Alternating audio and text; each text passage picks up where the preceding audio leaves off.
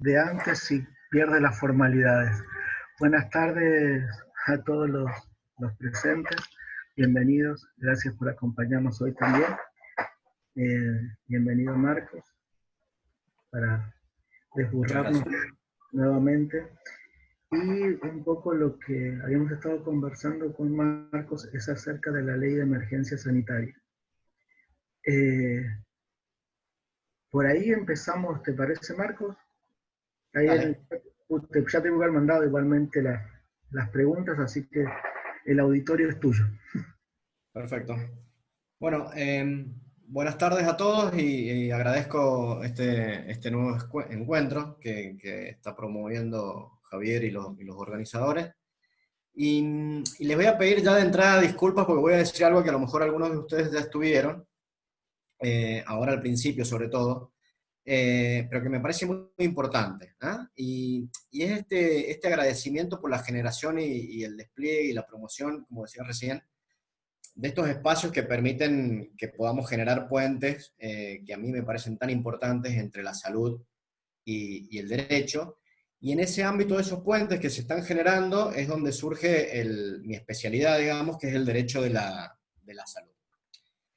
Y sobre todo, bueno, nosotros desde el instituto, que yo formo parte, que forma parte Javier y algunos colegas de ustedes y algunos colegas míos, venimos trabajando desde hace mucho en esta posibilidad, digamos, de tejer nuevas redes, de formar nuevas miradas sobre la justicia, sobre la salud, sobre la sociedad, sobre el ser humano, que implican sobre todo trabajos comunes, digamos. ¿Ah? Y que hoy, con este tema de COVID, que nos ha sorprendido a todos, están más vigentes que nunca. Entonces, hablábamos el viernes pasado, habíamos hablado un poquito del ámbito civil, del ámbito penal, de la responsabilidad o de la actuación profesional, pero ahora le vamos a agregar un tema que también es interesante, que tiene que ver con las potestades de la administración de realizar cambios en las condiciones laborales. Esto surgió de algunas sugerencias, de algunas preguntas que fueron naciendo, como decía Javier, del intercambio de ideas que se han dado en estos días. El viernes pasado decíamos que todo lo que uno hace, todo lo que un profesional o lo que una persona hace tiene algunas repercusiones en su vida, tiene algunas consecuencias, genera diferentes resultados, provoca y genera diferentes relaciones con otras personas. Y ese ámbito de las relaciones y consecuencias, algunas de esas consecuencias, algunas de esas relaciones, forman parte de lo que es la regulación jurídica, ¿no? Como para hacer una pequeña introducción. Y eso es lo que nosotros definíamos como responsabilidad civil, responsabilidad penal, y ahí hay también un espacio que está reservado, digamos, a lo que es la responsabilidad administrativa, ¿bien? Que es lo que ahora vamos a comentar. Pero yo me permito una licencia y son 2 minutos, y esto lo trato de hacer siempre porque me parece importante. Es que nosotros antes de abordar este tema me parece importante que abordemos también, o lo abordemos, mejor dicho, pensando en otro enfoque, en darle otra mirada. ¿Ah?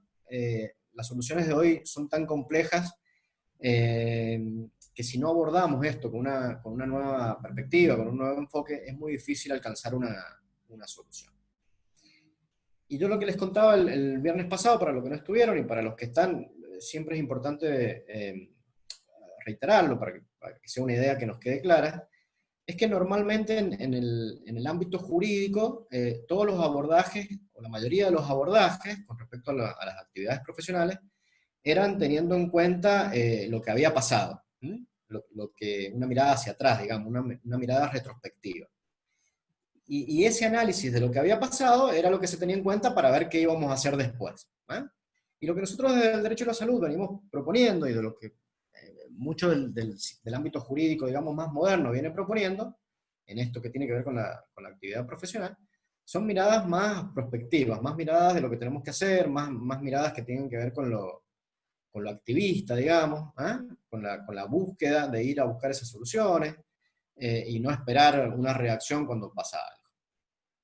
Así que esto es un poquito lo que me parece destacar, me parece importante destacar, antes de ir al tema estrictamente de la ley de emergencia y las preguntas que me hacían respecto a las posibilidades que tienen que ver con el empleo público.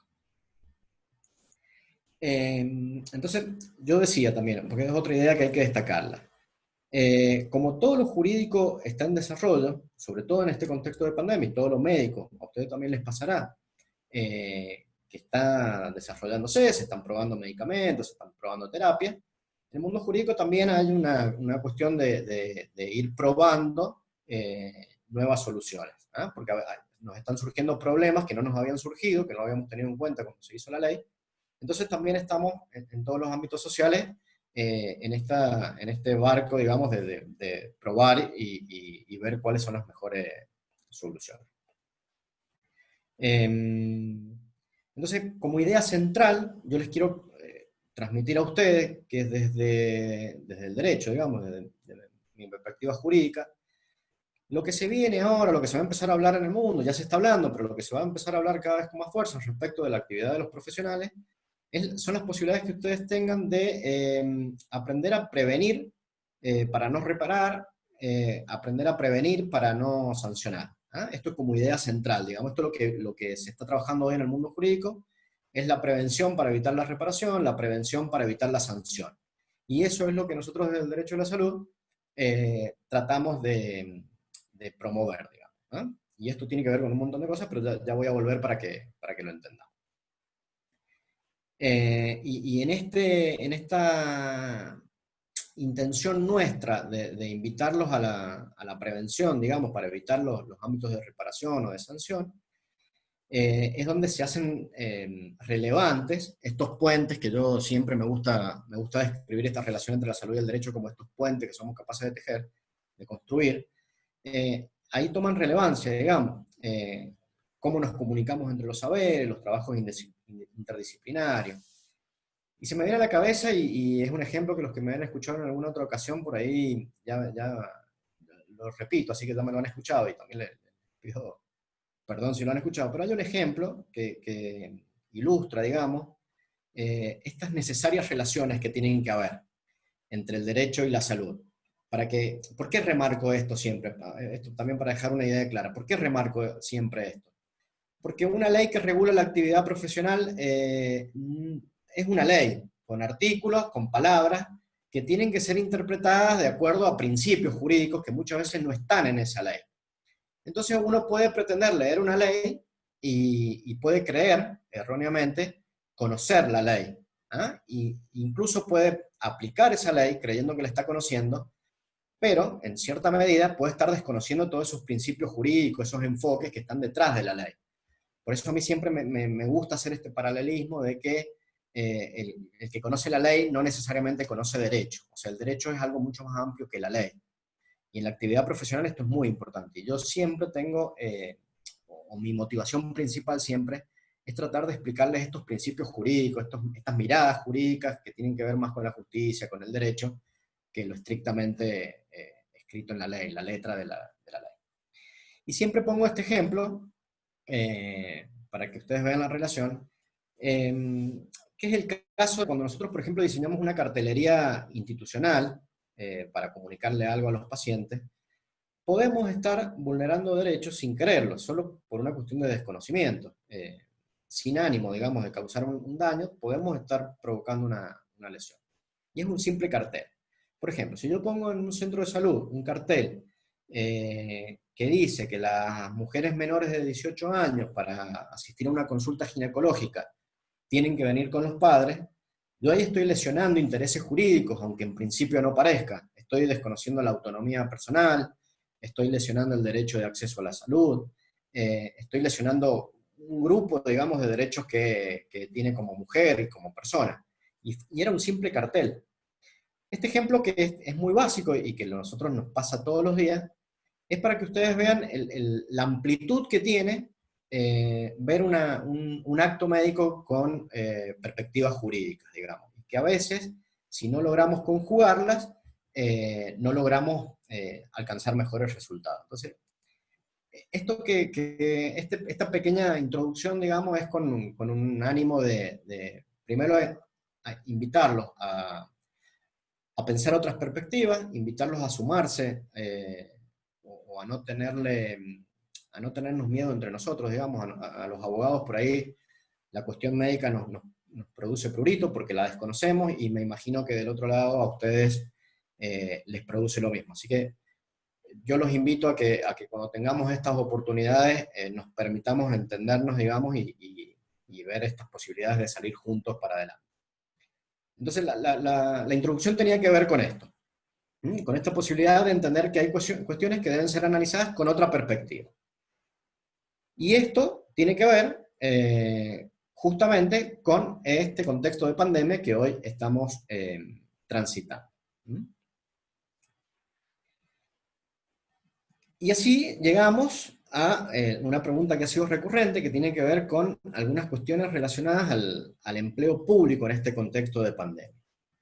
Ahí veo preguntas como que los médicos se sienten obligados a hacer algunas cosas, si pueden renunciar, si los pueden hacer más guardias, si pueden hacerlos cambiar de función.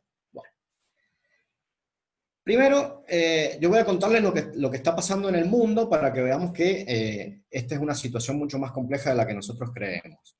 No está pasando solamente en Argentina, como todos lo sabemos, ustedes lo sabrán perfectamente, pero todos los países, con respecto a COVID y a la pandemia, han establecido estados de excepción, estados de alarma, estados de emergencia, y algunos otros nombres más que han tomado cada país para determinar esta situación, para denominar esta situación. Pero en todos los países de Latinoamérica, en los países de Europa, en África y en Asia, se ha tomado alguna medida o se ha declarado de alguna medida esta emergencia, y en ese sentido, en esa toma, digamos, o en esa determinación de emergencia, o de alarma o de excepción, se han tomado algunas medidas políticas, generalmente, administrativas, sanitarias, jurídicas, etc. Y en todos los casos estas medidas iban enderezadas o dirigidas a evitar la propagación y a posibilitar adquirir herramientas, digamos, a los estados para abordar la mitigación de las consecuencias que tenían que ver con COVID. Entonces, todos los estados han determinado de alguna manera, con matices, obviamente, que tienen que ver con lo cultural, con sus sistemas jurídicos y demás, pero todos los países han determinado de alguna manera el estado de emergencia o de excepción, como quieran llamarlo. Es muy similar. Y todas esas medidas de excepción, en casi todos los casos, no quiero exagerar, pero en casi todos los casos, han tenido que ver también con medidas que se han tomado referidas al ámbito público, al sector de empleo público. En algunos casos, por lo que yo he estado viendo, he estado analizando la normativa de algunos países, en algunos casos se han establecido, por ejemplo, distintas formas de pago. En algunos casos se han establecido pagos en especia, se ha establecido el teletrabajo en casi todos los países del mundo, se han establecido fondos solidarios para el pago, reducciones de haberes, reubicaciones, traslados, en general. Digo, la situación en el mundo, en este sentido del empleo público, es muy similar. En Paraguay, por ejemplo, se creó algo que es llamativo, es uno de los pocos países que ha creado esa figura. Se creó una figura que se llama el comisionado especial temporal. Esto consiste en que un agente público, un empleado público, de una actividad declarada como no esencial, puede ser reasignado a una actividad declarada esencial por un espacio temporal, siempre y cuando no se afecten sus derechos constitucionales. Lo que nosotros conocemos como la estabilidad, porque a ver, uno cuando, y esta pregunta me la han hecho acá en este grupo, y también es una pregunta que está surgiendo, digamos, en redes sociales y en otros grupos por ahí de estudio está surgiendo esta pregunta de que si los médicos pueden ser obligados o no a ser trasladados, a reasignación de funciones y demás, y yo muchas veces veo que lo que se menciona es la estabilidad. Y en realidad la estabilidad del empleo público es un concepto que protege, digamos, al empleo público de las variaciones políticas, en algún sentido que pueda tener que tiene la conformación política del Estado, digamos, lo protege en ese sentido, pero de ninguna manera nosotros debemos entender que nuestro derecho a la estabilidad es un derecho que le pueda afectar al Estado su propia capacidad de acción. ¿Y por qué? Ahora lo pongo en otras palabras para que sea más claro. El Estado, digamos, crea los cargos públicos o los empleos públicos para cumplir fines que son públicos. Por ejemplo, cuando crea los cargos en seguridad, los crea justamente para cumplir unos fines públicos de darle seguridad a todos los ciudadanos. Cuando crea la salud lo mismo, cuando crea la educación, los cargos educativos lo mismo. Entonces, esos fines del Estado solamente pueden ser cumplidos por personas de carne y hueso, ¿ah? por agentes físicos, digamos. Entonces, el Estado crea cargos dentro de su presupuesto, hace asignaciones presupuestarias y crea cargos para que sean ocupados por personas y que esas personas puedan, de alguna manera, cumplir esos fines que el Estado como persona jurídica no puede, digamos. El Estado es una persona ideal, no es de carne y hueso, entonces el Estado no puede cumplir. Contrata personas para que lo cumplan. Entonces, lo que nosotros, los empleados públicos, en realidad tenemos es necesario que se entienda, digamos, esto bien, es que nosotros no tenemos, el empleado público no tiene derecho a unas funciones determinadas de modo absoluto. Lo que sí tiene derecho el empleado estatal es a que se le respete ese cargo, digamos, presupuestario. ¿Ah? No sé si se entiende bien. Esa asignación presupuestaria tiene derecho a que se les respete. Pero el Estado, los Estados, en Argentina y en casi todos los países del mundo, los Estados, para cumplir esos fines públicos, necesitan una cierta dinámica. Entonces, supongamos que mañana se inventa algún sistema, o supongamos que mañana la educación puede ser posible solo a través de medios digitales. Entonces, si puede ser posible solo por medios digitales, supongamos, y ¿no? Espero que esto no pase, porque la verdad es que la educación necesita el contacto piel a piel, pero estamos poniendo un ejemplo de máxima. Supongamos que mañana la educación pueda ser suplida por máquinas.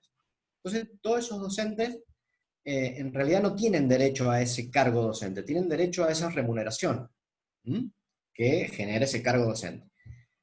Pero si la propia dinámica del Estado hace que esa función ya no sea necesaria, el Estado tiene potestades para variar, digamos, esas funciones y asignarlas en otro lado donde sí tenga algún interés o algún fin que cumplir. Entonces, de esta manera es importante primero, y sobre todo yo sé que no llevo mucha tranquilidad con lo que digo, pero es importante entender que los cargos públicos están creados para cumplir fines públicos, y que esos fines públicos son dinámicos, van cambiando. Entonces, el Estado, en Argentina y en todo el mundo, tiene ciertas facultades que se llaman ius variandi, el derecho de variar y de modificar esa relación laboral en función del cumplimiento de los fines públicos. Dicho esto, el Estado lo que no tiene es derecho a que esos desplazamientos, o esos traslados, o esas nuevas asignaciones, o esas variaciones, para llamarlo de un modo general, esas variaciones en la relación de empleo público, en la relación laboral, sean ni denigrantes, ni sean para dar sanciones encubiertas, ni sean por broncas que tenga un superior contra un inferior, ni sean para enmascarar algún hecho ilícito. O sea, esas funciones, esas variaciones, digamos, deben ser hechas solo en función de la dinámica propia de los fines estatales. Entonces, ¿qué es importante con respecto a esta pregunta que se nos hace? ¿El Estado puede hacernos hacer más guardias? En principio el Estado podría hacer más guardias, el Estado puede hacernos variar nuestras funciones, el Estado puede hacernos variar nuestras funciones, el Estado puede trasladarnos, en función de esto que yo les estoy contando, que los cargos son creados para cumplir esos fines públicos.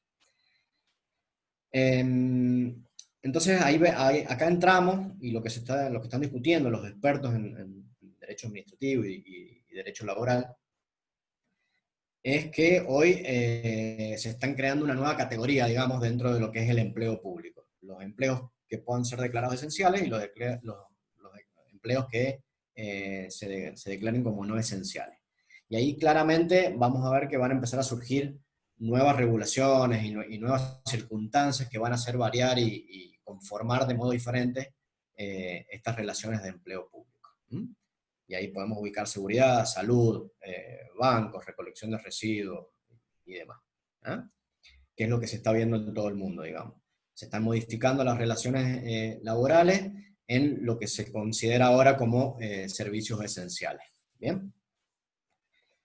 Y esas variaciones, en general, tienen que ver con los horarios, con los traslados, con las motivaciones, con las funciones de los empleados. Y uno tiene que entender que, aunque individualmente, digamos, a un empleado pueda molestarle, y eso es súper entendible, si a uno un día le dice, mira, vos no vas a trabajar más acá y yo te voy a quitar a todos tus compañeros de trabajo con los que habitualmente tenemos una relación, si se quiere, de amistad o de coordinación, o ya estamos acostumbrados a trabajar y te voy a llevar a otro lado, individualmente es una situación que a nadie le agrada.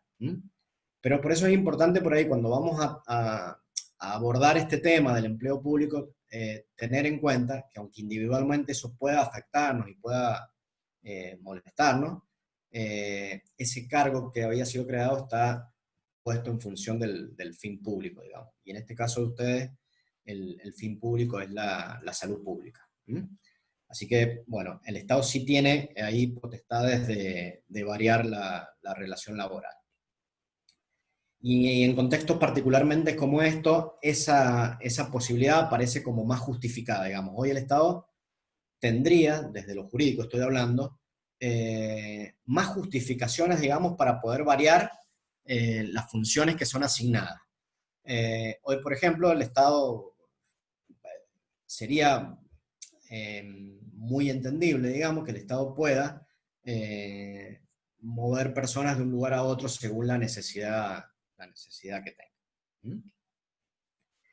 Entonces la respuesta a esas preguntas que ustedes me hacían es sí, el Estado puede asignar otras funciones, puede determinar traslados, y si entendemos esto como una cuestión común, está bien que así sea. ¿Bien? Esto tiene que ver con el jus variante. Ahora, esto que mencionábamos como una facultad que puede ejercer el Estado, que puede hacerlo, digamos, lo tiene que hacer y lo puede hacer solamente dentro de unos límites que deban establecerse como razonables. Si nosotros determinamos que este ejercicio del Estado solo puede ser determinado dentro de unos límites razonables, estamos diciendo, por su contrario, que no puede ser ejercida de manera irrazonable. Y en el caso de que sea ejercida esta potestad de manera irrazonable, se configura lo que se conoce como ejercicio abusivo de esa potestad, o ejercicio irrazonable del jus variante. ¿Y esto cuándo se puede configurar? ¿Cuándo? Y esta es la parte importante que a todos nos importa. Partimos de esa situación que el Estado lo puede hacer, en algunas condiciones vamos a agregarle ahora. Entonces el Estado puede variar las condiciones de trabajo, y sobre todo en una condición como esta de pandemia, pero siempre bajo unas condiciones determinadas. O sea, no puede hacer lo que quiera siempre. ¿Y cuáles son las condiciones que podrían configurar? Estos son algunos ejemplos que podrían configurar estas situaciones abusivas. Cuando se nos quita o se nos restringe, por ejemplo, la autonomía que nosotros teníamos para trabajar. Si yo en algún punto era un empleado con mucha autonomía y de repente mi nueva función tiene nada de autonomía. Cuando no se me encarga ninguna tarea, por ejemplo, se me dice, bueno, vos ahora a partir de ahora te tenés que quedar sentado en esta silla y no hacer nada. Esa es una situación que también puede ser una situación abusiva, porque pueden haber otras cuestiones escondidas atrás de esa medida. Cuando a uno se le asignan tareas nuevas que son humillantes, que son absurdas, o que son muy inferiores a la capacidad profesional que uno tiene, o muy superiores a la capacidad profesional que uno tiene, a las competencias profesionales. Cuando se encargan trabajos que pueden ser peligrosos y que no eran trabajos que normalmente habituales uno hacía y que sus competencias profesionales y personales no le alcanzan, digamos, para esta nueva peligrosidad a la que se está enfrentando. Cuando se pone en un lugar aislado de sus compañeros, o cuando se lo manda a mucha distancia de su domicilio, de su centro de vida. Estas son algunas de las situaciones, algunos ejemplos que han pasado ya en casos que han sido judicializados, que podrían configurar estas situaciones abusivas.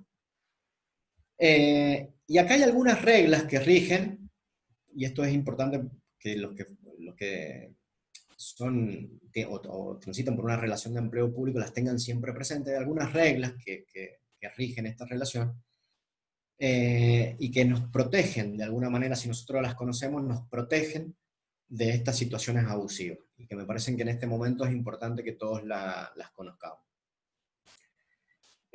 Así como los agentes públicos, los empleados públicos, están en una posición, digamos, de dirección y control, el 95%, 90%, 80%, un alto porcentaje, digamos, del empleado público tiene un jefe, tiene un superior, tiene un director, tiene un secretario, tiene un ministro, tiene alguien por encima, jefe de servicio. O sea, la mayoría tienen a alguien arriba. Esta es una posición de dirección y de control. Y están organizados de esa manera, el Estado está organizado de esa manera justamente porque esta es la única manera que le permitiría al Estado cumplir esos fines públicos que yo les decía. Entonces, si al Estado nosotros no lo organizamos de esa manera jerárquica, digamos, orgánica, y dotamos a esos organismos superiores de potestades de dirección y control, sería muy difícil que el Estado pueda cumplir sus fines y cumplir sus actividades.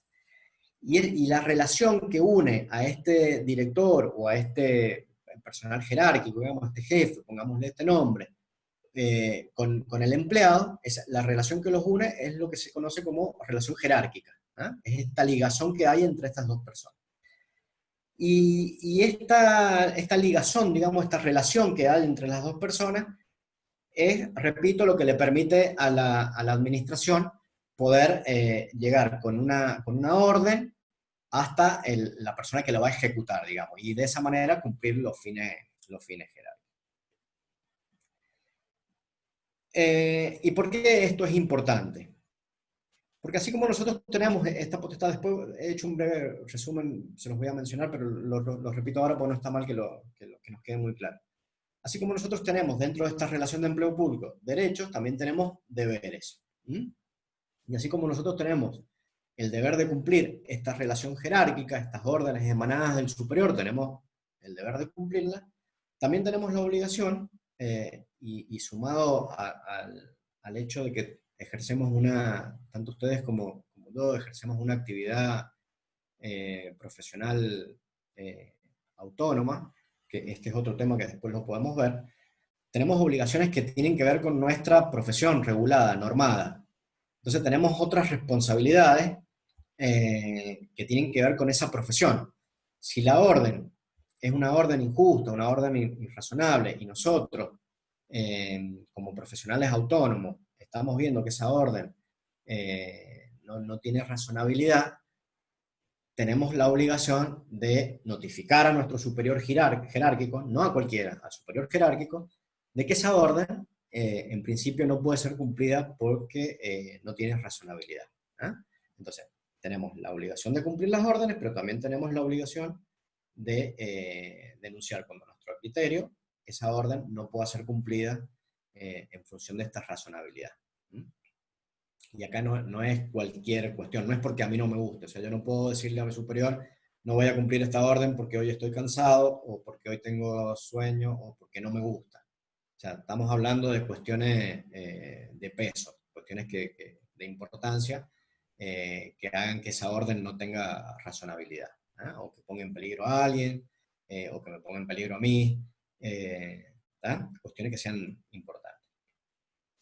El otro punto para destacar importante, esto que tiene que ver con lo que ya veníamos hablando de la mutabilidad, que esta posibilidad de la administración de cambiar nuestras condiciones laborales. Y en esta ligazón y en esta función, digamos, jerárquica y en esta potestad que tiene el Estado de emitir órdenes para que sean cumplidas, tiene la potestad que se llama potestad sancionatoria, ¿ah? Que es la posibilidad de obligar, en alguna medida, a que la orden sea cumplida. Y esto también tiene un sentido, esto también pasa en todo el mundo. Si los estados no tienen la posibilidad de obligar de alguna manera, digamos, a que las órdenes sean cumplidas, imagínense que no sé, podemos encontrar un día en que todos los agentes de policía no quieren salir a controlar el tránsito, por ejemplo, porque ellos creen que es mejor hacer otra cosa. Entonces, si el Estado no tuviese esta posibilidad de sancionar, perdería esa organicidad, digamos, esa facultad de coordinación que tiene que tener el Estado para que se cumplan sus medidas. ¿Mm? Entonces, como les decía, estas son algunas de las cuestiones que tienen que ver con el empleo público, ¿ah? Y que me parece que son importantes que todos conozcamos. Del mismo modo que es importante conocer las leyes que regulan nuestro ejercicio. En el caso de ustedes, la ley 71Q, ¿ah? Y dentro de otras, pero esa ley es medular en el ejercicio de la actividad médica, como la Ley Nacional de Ejercicio Legal de la Medicina, por ejemplo. Son leyes que nosotros debemos conocer como nuestro documento, como nuestro domicilio. ¿Mm?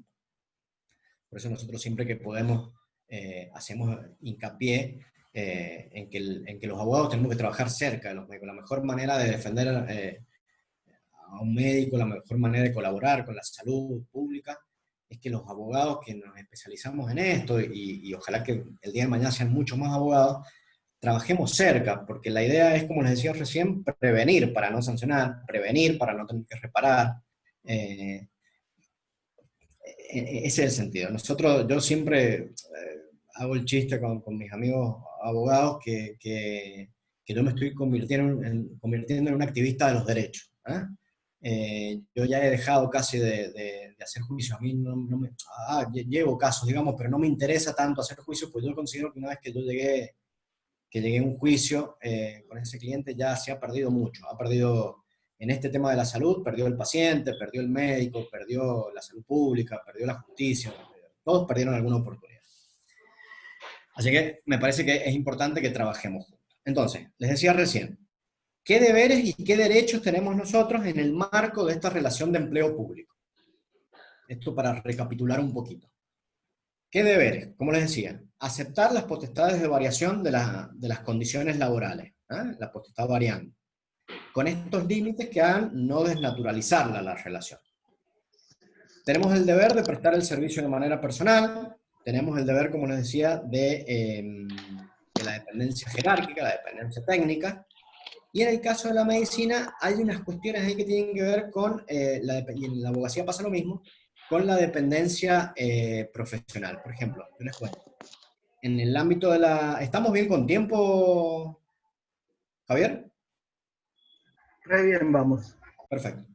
Les cuento qué pasa, por ejemplo, en el ámbito de los abogados que se desempeñan en la función pública y que pertenecen a los servicios jurídicos, por ejemplo, que es lo más normal. Los abogados dentro de la administración pública generalmente están dentro de algún servicio jurídico.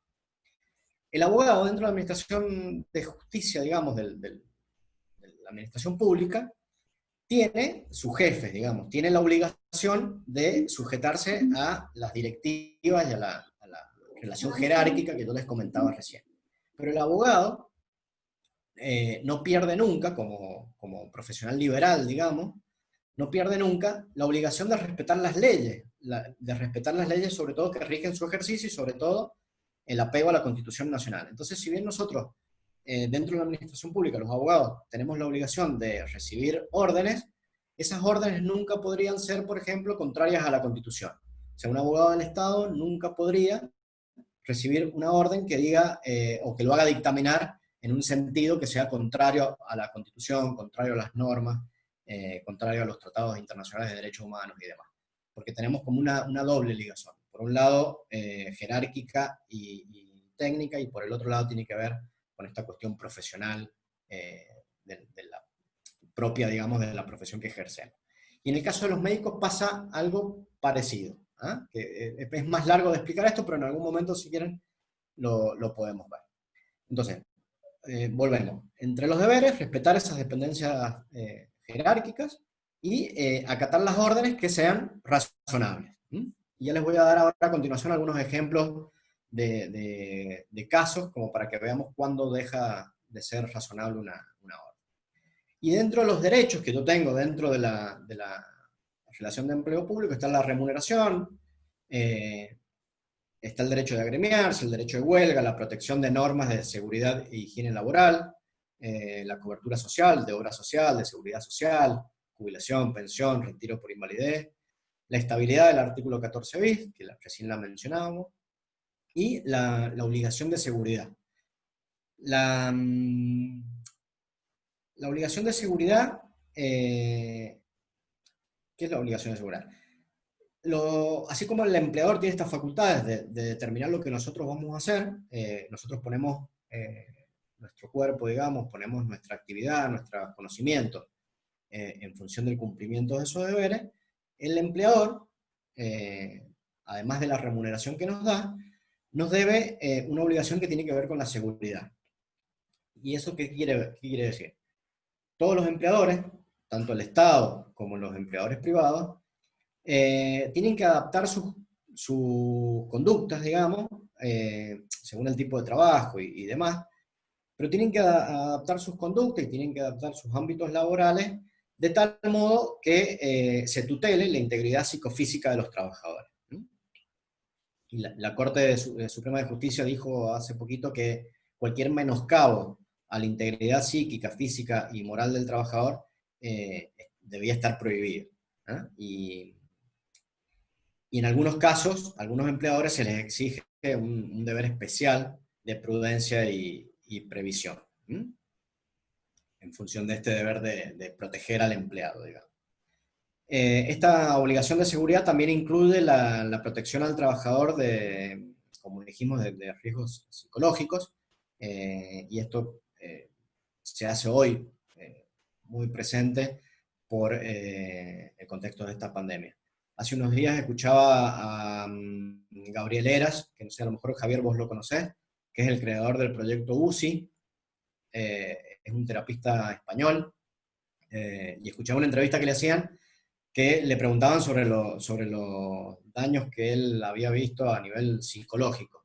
Y la verdad que él se reía y le decía, mira, nosotros estamos acostumbrados, pero sí tengo compañeros que no están acostumbrados a trabajar en una terapia, y la verdad que hoy le están pasando mal.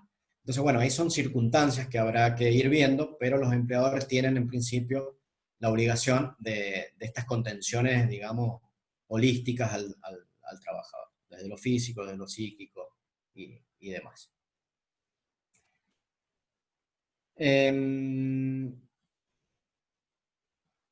Y esto es un poco el panorama, digamos, jurídico que tiene que ver con el establecimiento del empleo público, y sobre todo les he tratado de hacer algunas referencias a lo que es la pandemia por COVID. Mira, Marcos, sí.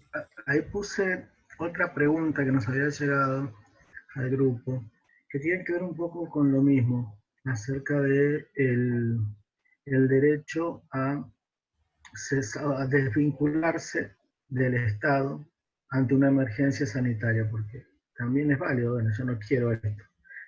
¿Existe ese derecho o no existe? Perfecto. Sí, todas las personas, a ver, existe el derecho a la desvinculación tanto en la parte privada como en la parte pública, digamos. Si no existiera, sería como legalizar de alguna manera se me fue la palabra. Sí, sería como obligarnos a algo imposible, como una vez que entra uno no puede salir nunca más, digamos, ser cautivo del empleo público. Sí, por Hablamos supuesto que... en el contexto de una emergencia sanitaria, no en un contexto Sí, no, cualquiera. te estaba haciendo una introducción. Existe, está previsto, digamos. Ahora, en un contexto de emergencia sanitaria, el análisis tiene que ser muy particular, muy circunstanciado, y tiene que ver con varias cosas.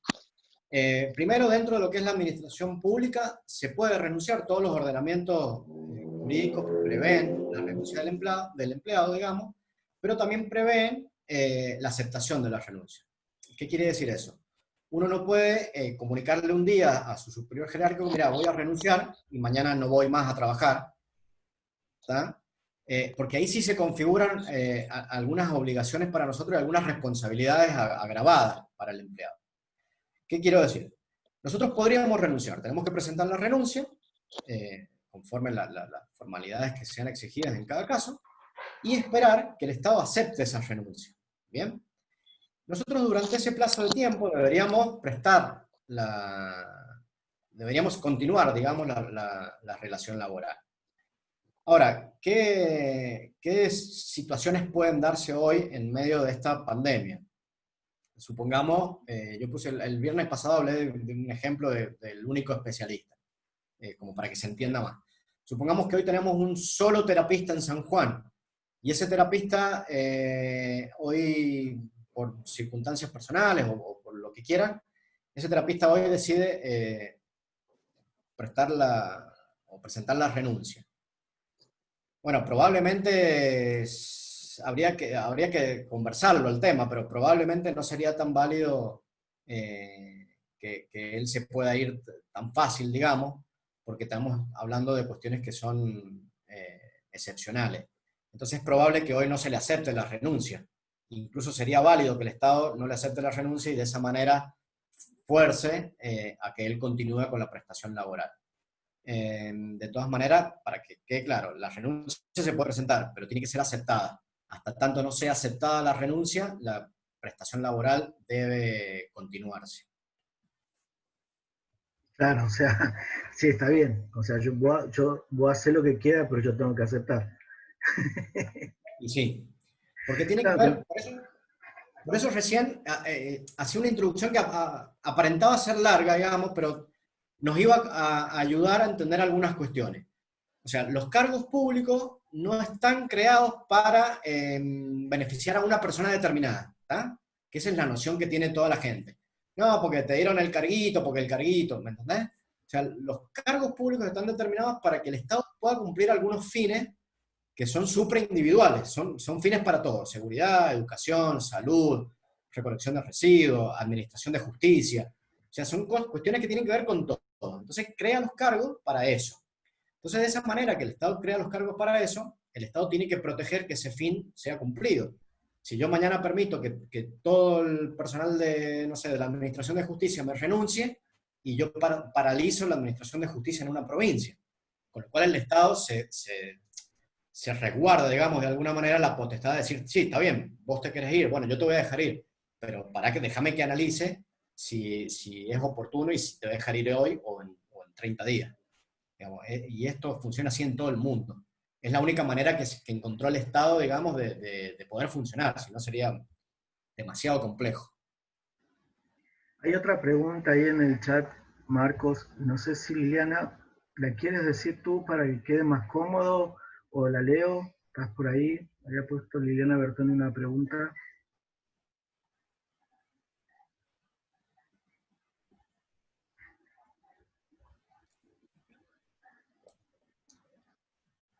Para que le Hola, encuentre. ¿se escucha? Sí, se te escucha, Lili. Buenas tardes, Marcos. Buenas tardes a todos. Un En par de realidad, traté de redactarla lo más simple posible. Cuando uno está en situación de la posibilidad de, utilizando adecuadamente los elementos de protección personal para situaciones de COVID, la posibilidad de contagiarse, aún utilizándolos adecuadamente, porque existe un margen de error médico, del cual hablaste, Marcos, la última vez, que no es mala praxis, es error en medicina. Entonces, uno puede contagiarse involuntariamente por error médico en el periodo presintomático, sin saberse contagiado, contagiar a Perdón, otros. Liliana, paramos un Ser, segundo. sí, Leonel, ¿podés sí, cerrar el micrófono a Ivana, por favor? Ahí está, ahora sí, Lilia, cerramos el micrófono que estaba metiendo ahora mucha sí. interferencia. Ahora sí. Dale, no sé si se escuchó, pero contagiarse involuntariamente, aún usando el equipo de protección personal adecuadamente, y en el periodo presintomático, sin saberse contagiado, contagiar a otros y ser sancionado o culpabilizado o puntualizado o separado del cargo por ese motivo. ¿Cómo se puede, porque hablaste, Marcos, de prevenir el daño antes de que el daño ocurriera, y me parece fantástico y voy en el mismo camino siempre, quizás porque la medicina y la abogacía en ese punto se juntan, ¿no? La prevención. ¿Hay alguna herramienta legal de prevención? En ese caso uno puede recurrir a un amparo para de alguna manera trabajar tranquilo en cuanto a que el error médico se puede dar, y si se da, no tiene que ser juzgado como mala praxis. Sí, mira, remedios legales hay. El viernes pasado hablé un poquito rápido, en realidad, de lo que es la acción preventiva, como medida jurídica, digamos. Para que se entienda, es algo similar a un amparo. Es distinto, pero es algo similar a un amparo en cuanto a la rapidez y la facilidad de iniciar, digamos. Esa acción preventiva, la función que tiene es justamente prevenir o mitigar algún daño que no haya podido ser prevenido. Y tiene algunas condiciones para iniciarla, pero sí hay acciones previas. Lo que yo veo con este tema, y esto es una opinión personal, por lo que uno estudia, por lo que uno ha visto lo que ha pasado en otros países y demás, es que la cuestión esta de criminalizar el contagio, y algo hablamos el viernes pasado, tiene que ver más con una construcción mediática, si se quiere. Es muy difícil, desde lo jurídico, es muy difícil, porque no hay manera de saber cómo uno se contagió, digamos. Es muy difícil, desde lo jurídico, establecerlo. No se ha podido hacer en casi ningún lado del mundo, no se puede hacer. Con lo cual sería muy difícil saber quién contagió o dónde me contagié. Es difícil, en principio. Pero también yo les contaba que lo que se está discutiendo ahora, lo contaba el viernes, hoy no lo hemos tocado el tema, para los que no estuvieron. Lo que se está discutiendo es la posibilidad de poner en peligro a la sociedad de un contagio. Estos son los famosos artículos del Código Penal que se están discutiendo ahora. Todavía no hemos llegado a hablar de contagio. Lo que pasa es que hay tanta información dando vuelta tan rápido que a veces nos confundimos un poco. Los dos delitos estos son de propagación, de posibilidad de propagación de la enfermedad, sin tener en cuenta si se contagió o no. Son el famoso 205 y 202, 239 del Código Penal. Es lo que se está discutiendo hoy. Con lo cual, ¿qué te quiero decir?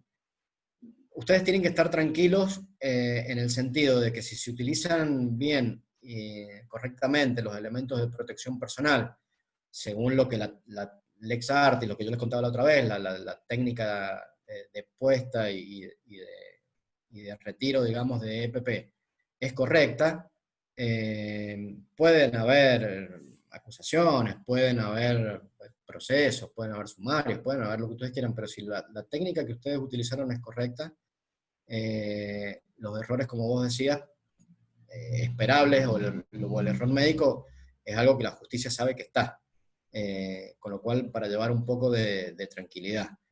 Lo que pasa es que hoy se están mezclando situaciones que son muy diferentes, con análisis que debieran ser muy diferentes, y me parece a mí que todo está cayendo o se está resumiendo como una criminalización del contagio. Y creo que tendríamos que empezar a separar algunos temas, porque si no, no vamos a salir más de discusiones que me parecen estériles. Pero sí, puntualmente, vos me preguntás si hay algunas herramientas legales para prevenir algunos daños, sí, y también te digo que cumplida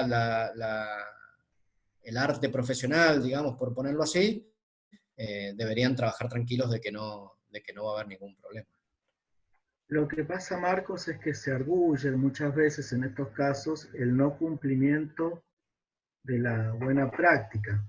Entonces, la verdad es que ahí en algunos momentos es la voz del médico contra la voz del acusante, porque ¿quién va a decir si yo hice bien las cosas o no?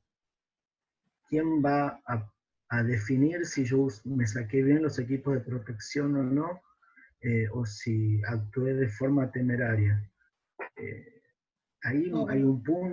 hay un punto como que, más allá de la cuestión mediática, que podemos hablar 4 horas de todo eso también, el miedo que muchas veces tenemos, y comparto un poco con Liliana lo que plantea, es que no tenemos, vos siempre nos decís de la buena práctica, pero ¿cómo justifico yo mi buena práctica?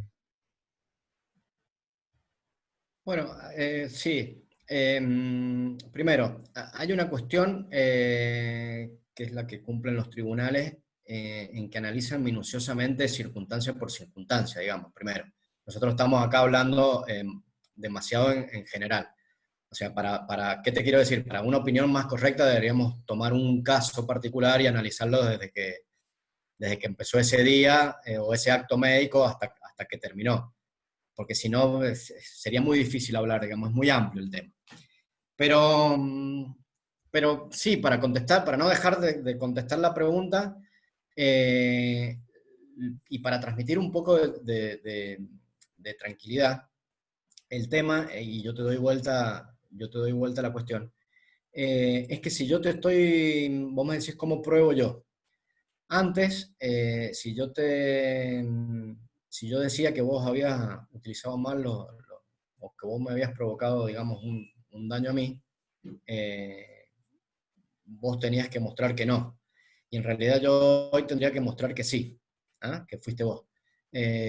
O en realidad deberíamos demostrar el que tenga mejor posibilidad de demostrar lo que está argumentando. Eso es lo moderno, eso se llama carga dinámica de la prueba. Hoy por hoy el juez va a pedirle a cada una de las partes que pruebe lo que está en mejores condiciones de probar. ¿M? Con lo cual hay cuestiones que obviamente el médico estará en muy buenas condiciones de probar y otras que el paciente estará en mejores condiciones de probar. Y en ese sentido hay algo que yo siempre recomiendo, que es la historia clínica. La historia clínica es la mejor defensa que un médico hoy puede tener. Yo sé que en algunos momentos y cuando uno ve algunos fallos más viejos, cuando uno analiza algunos libros más viejos, o habla con personas por ahí con una mirada más clásica del problema, la historia clínica era como, no, pero mejor no anoto todo, mejor no pongo nada, mejor no, porque ahí si pongo algo. Bueno, hoy por hoy, llevar, por ejemplo, una historia clínica correcta, en donde uno pueda decir, por ejemplo, bueno, los equipos de protección personal que utilicé eran estos y estos, no tenían, por ejemplo, certificación de calidad, o no eran de las condiciones que exigen los protocolos. Digo, los datos que hoy nosotros podemos poner historia clínica, en una foja quirúrgica, son datos que a nosotros nos pueden ayudar. Y esa es documentación que vos después puedas mostrar y decir, bueno, mira, esto sucedió porque pasó esto, de hecho lo dejé documentado. Y bueno, esas son herramientas que hoy el personal médico, digamos, tiene a su favor. De hecho, Sí, hoy en la justicia, no llevar la historia clínica correcta, o llevarla desprolija, o anotar a medias, o no anotar, es siempre algo visto en contra del médico, digamos. Entonces, sí, bueno, eso se ve hoy en las historias clínicas, eh, eh, las historias clínicas, ¿no? Y otro día me ha pasado, que no fue obviamente un caso, ni mucho menos, pero sí anotar que por más que uno hace el acto, pero se atendió al paciente con los equipos de protección adecuados, bajo protocolo, por más que sea una frase como redundante, me parece que está bueno anotarlo en la historia clínica en este contexto, ¿no? O sea, yo yo creo que como, sí, por eso te digo, a ver, si me permiten la recomendación, yo creo que la historia clínica es el momento en donde el médico desnuda su verdad, digámoslo así. O sea, es el momento en donde tiene para dejar por escrito todo lo que en algún momento pueda llegar a ayudarlo, si estamos hablando de este ámbito de la responsabilidad. Así que mi sugerencia siempre es que no escatimemos tiempo en llevarla bien, prolija, que tenga los datos anotados en orden cronológico, bueno, todo lo que la ley establece, ¿no? Así que me parece una cuestión sumamente importante, la historia clínica como herramienta de defensa. Vamos a abrir el panorama para ver si alguno de los participantes tiene alguna apreciación, algún comentario que nos quiera hacer, alguna pregunta. A ver, acá tengo un nuevo mensaje. Carlos, abrí el micrófono y te escuchamos. Hola Javier, buenas tardes a todos. Una pregunta, Marcos. Bueno. ¿Qué pasa si vos llegás a la guardia, a tomar la guardia, y los EPP no están todos como deberían estar? ¿Qué sería lo correcto hacer?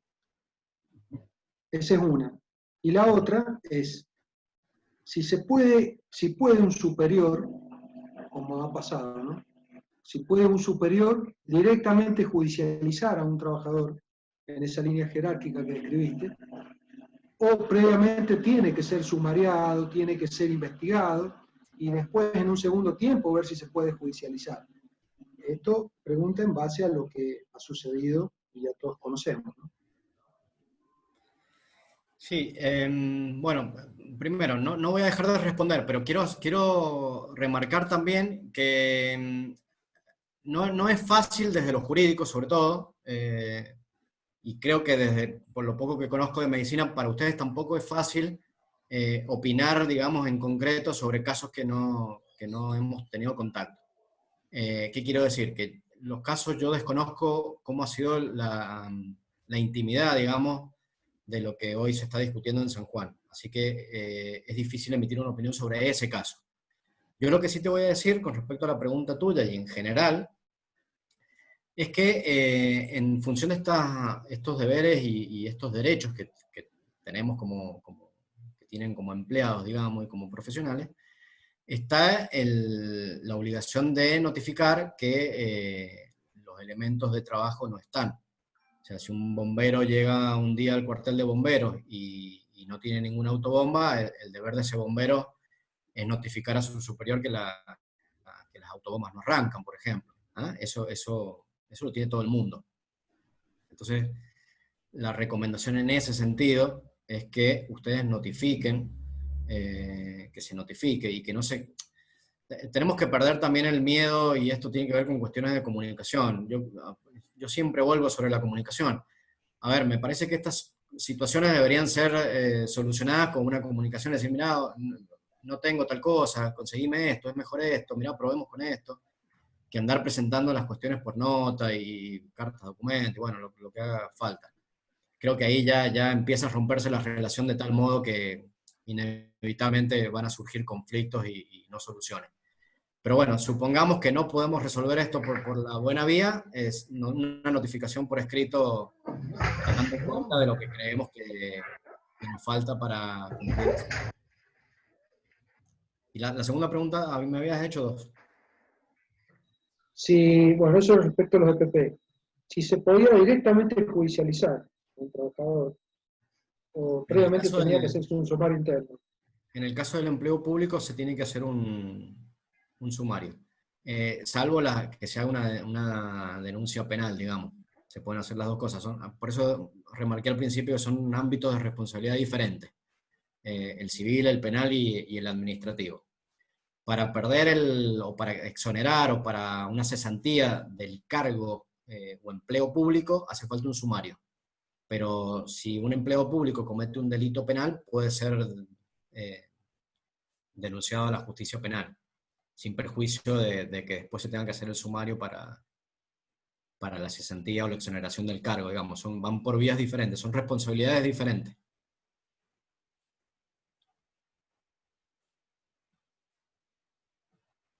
Hay otra pregunta, no sé, Carlos, algo que quieras acotar o repreguntar sobre esto.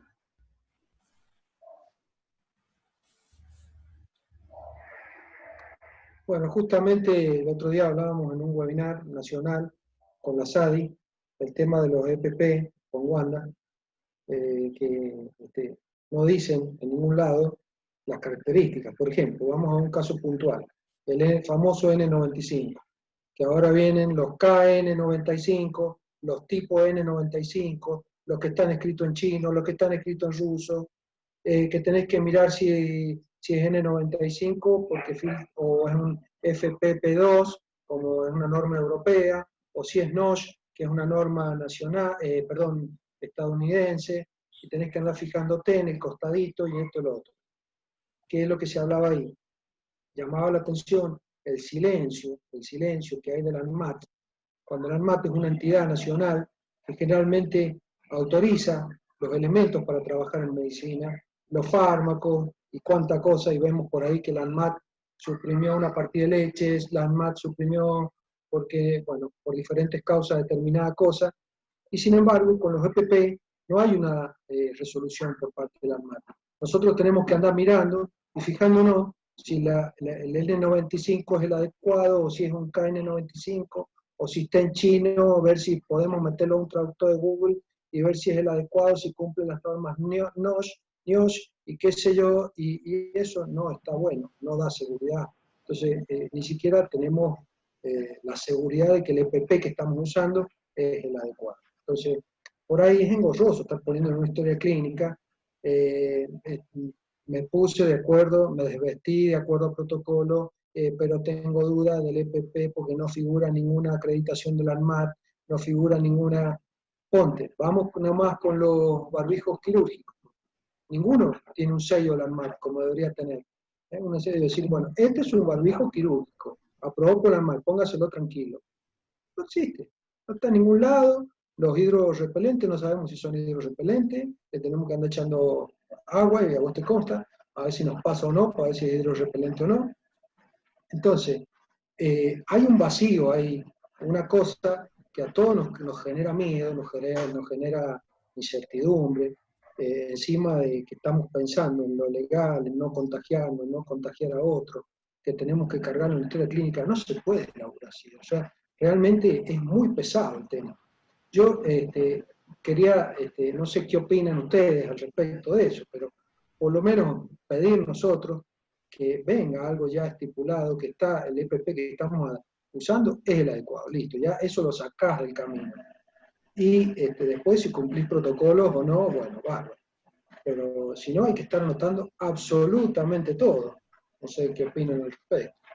Yo creo que es una cuestión, perdón, termina siendo en parte una cuestión de fe, Carlos. O sea, si a mí la institución me brinda este EPP, yo confío en que es el EPP que corresponde y en la historia clínica pongo que es el EPP que me brinda la institución, que ya decidió que era el correcto.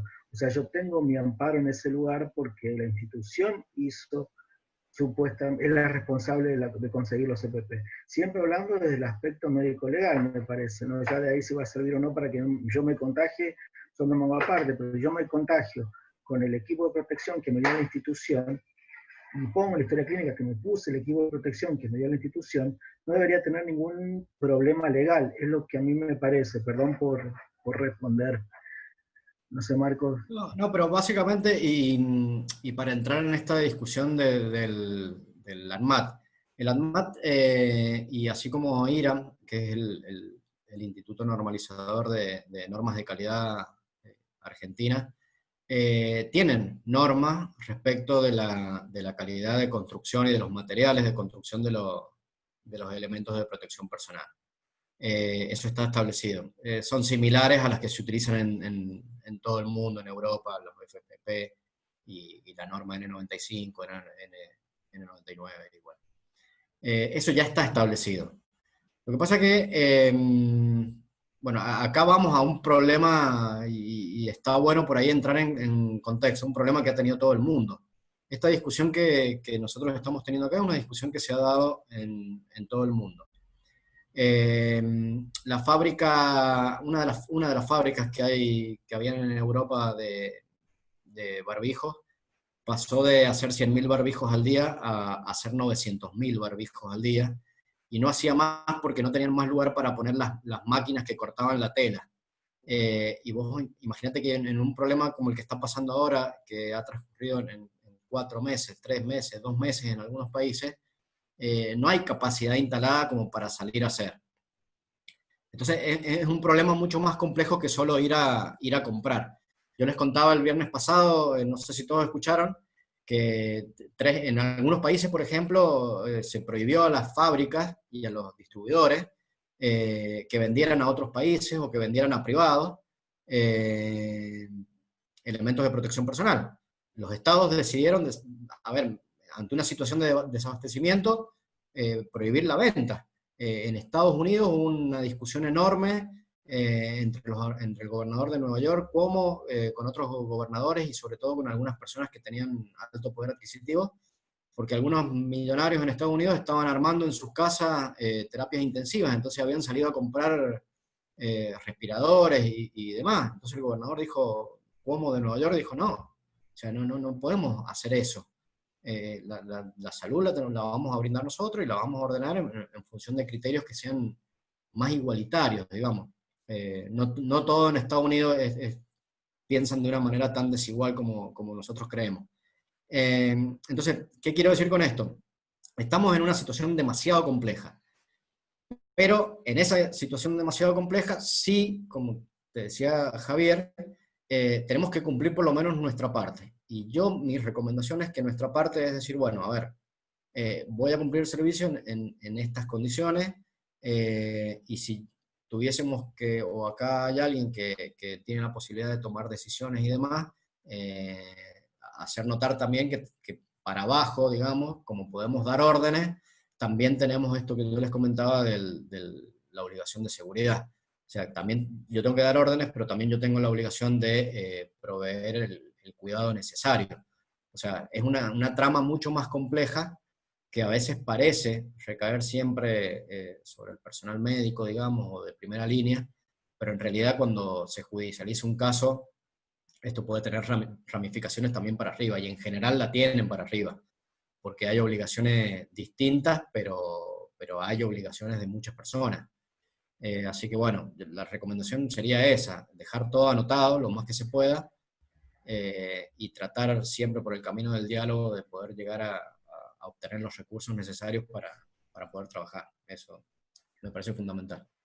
Jimena había levantado la mano, no sé si intencionalmente o por error. Jimena, ¿te escuchamos?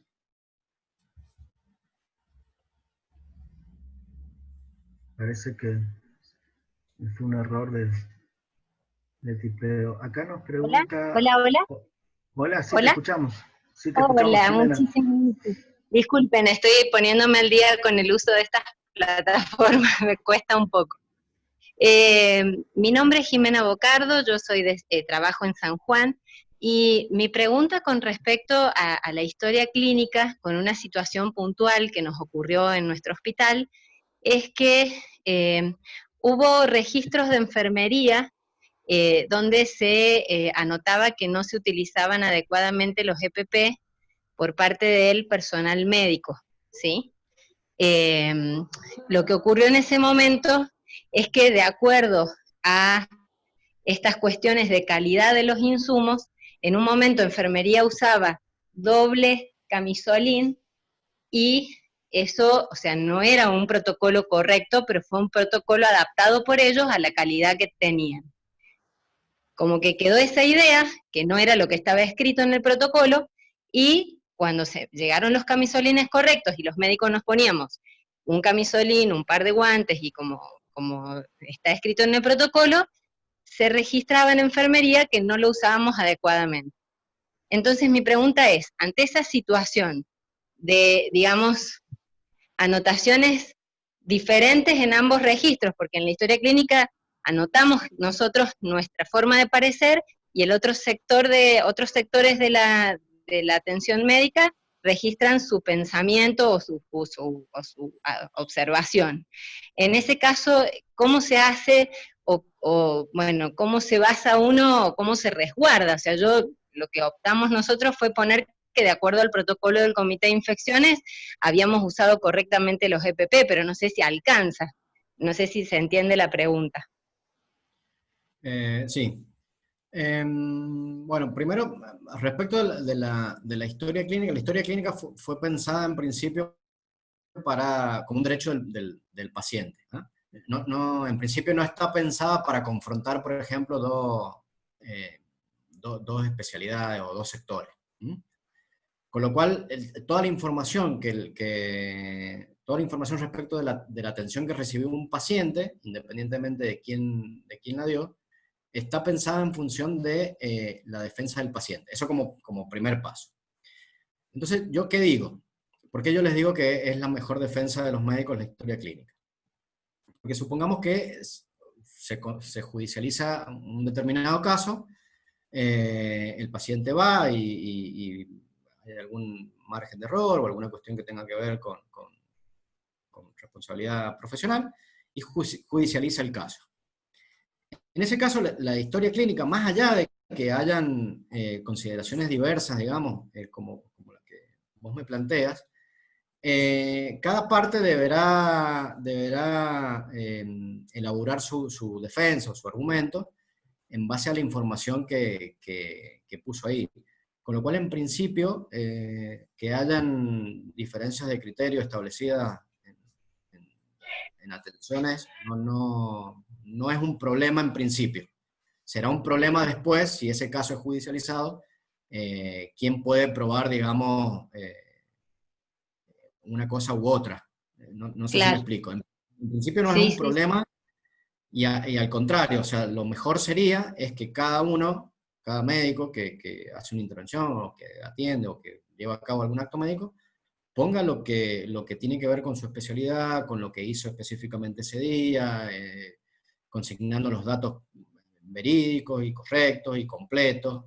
¿Ah? Y después, si hay otro profesional que pone otra información, bueno, eso correrá por cuenta del otro profesional, y en caso de judicializarse, eso se confrontará para ver dónde estuvo el error, digamos. Claro, como digo, probablemente fue algo involuntario, porque en principio se usaba de una manera, adaptando un protocolo escrito con un camisolina 2 por la calidad del insumo en su momento, hasta que se consiguieron los correctos. Bueno, esa variación y la dinámica que imprime esta pandemia, que no es algo irreal, o sea, todos los días estamos leyendo cosas nuevas, y los elementos de protección personal, si bien no han cambiado, sí se han ido adaptando, su calidad se ha ido tratando de mejorar, pero bueno, pasan estas cuestiones, o sea, uno de pronto se encuentra en la historia clínica con una cuestión, o sea, que asusta, ¿no? O sea, asusta el hecho de decir, bueno, otro profesional piensa que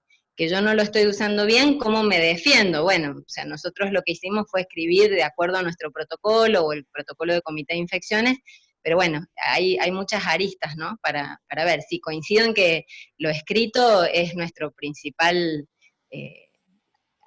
digamos, nuestra defensa principal, eso es así. Muchísimas gracias por la... Sí, y para acotar una cuestión, la remarqué el viernes pasado y la voy a remarcar ahora. El establecimiento de un protocolo de actuación no es algo que se pueda, a ver, no es algo que pueda bajar de manera tan automática y perfecta desde que se establece hasta que se va a poner en práctica, digamos.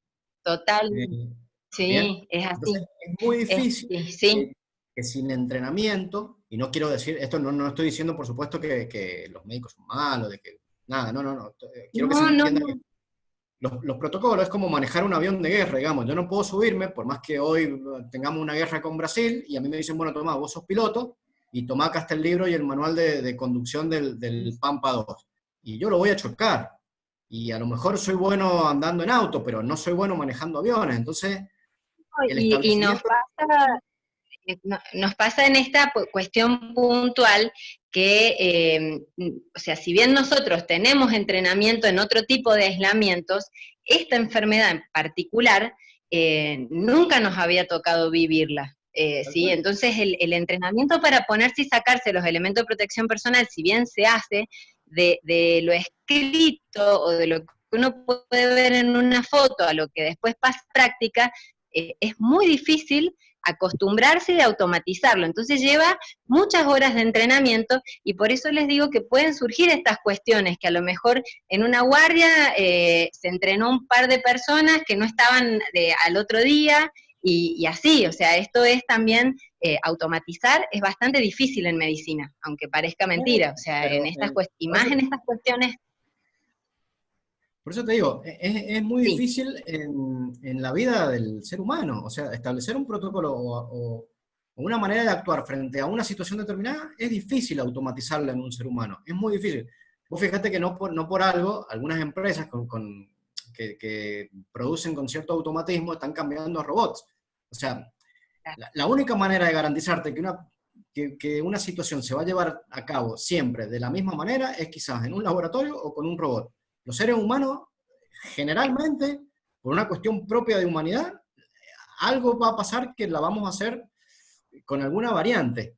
Sí, sí, ¿Entendés? No es tan fácil. Vos fíjate, hoy se abrieron los cafés y estaba leyendo el diario y un dueño de un café que le hacen una entrevista dice que bueno, que sí, que no podían entrar, pero bueno, que como hacía frío y como los clientes querían entrar, lo dejamos entrar. Entonces el protocolo no sirvió, porque no tuvimos en cuenta a lo mejor a ese tipo de cliente viejo que le gustaba sentarse en su mesa de siempre. Entonces digo, no es tan fácil establecer un protocolo. Por eso no es solo el protocolo. A ver, hay dos palabras que hoy con tres palabras que se han hecho famosas con la pandemia: COVID, protocolo y N95. Y no, la sí. complejidad, ¿me entendés? Es mucho más grande que N95, que protocolo y que COVID. Es mucho más complejo. Un Bueno, pues protocolo no es en solo escribirlo. definitiva y resumiendo, si una parte del equipo de salud, supongamos kinesiología, escribe en su historia clínica su opinión, y el médico escribe la suya, después deberá demostrarse cada uno por qué escribió lo que escribió. Pero en definitiva sigue siendo nuestra defensa, eso es lo que me quedó claro. O sea, después, no porque yo escriba, tal persona hizo mal las cosas, es prueba irrefutable de que las hizo mal. O sea, tendré que demostrar, según mi criterio, por qué las hizo mal. ¿Es así? Siempre y cuando hayamos nosotros escrito la contrapartida del otro lado. O Claro, sea, claro. si del otro lado, si yo, no, por ejemplo, me encuentro con un escrito que dice que hice las cosas de tal manera y yo no dije o no escribí cómo hice yo las cosas, prima lo que quedó escrito, sea cierto o no. Sí, sí, ¿No? entiendo perfecto. Sí, sí, sí, sí. Sí, sí, perfecto. Hay otra pregunta y nos metemos en un tema que a mí me enoja un poco. Leo la pregunta, no sé si vos la ves, Marcos, ahí en el chat, es de Liliana. Ante situaciones donde se criminaliza el acto médico y esto se mediatiza, existe lo que vulgarmente conocemos como bozal legal, apunta a preservar el buen nombre y honor del profesional y personal de los involucrados y sus familias. ¿Qué hacemos? Y vuelvo a la pregunta con los medios de comunicación. ¿Cómo nos cuidamos? ¿Cómo cuidamos a nuestros pacientes? ¿Cómo nos cuidamos entre nosotros de los medios de comunicación? No encuentro la respuesta a eso todavía. Mira, ahí es un tema que estoy investigando porque me preocupa. Veo que hoy con el aumento del uso, digamos, de tecnologías de la información y de la comunicación, redes sociales y demás, estamos viendo impactos importantísimos en cuestiones de salud pública y de salud individual. Pseudociencias, desinformación, mentiras, digamos. Se nos viene un problema grande que no tiene que ver con lo biológico, digamos, y que viene por el tema de en cómo manejamos la información los seres humanos.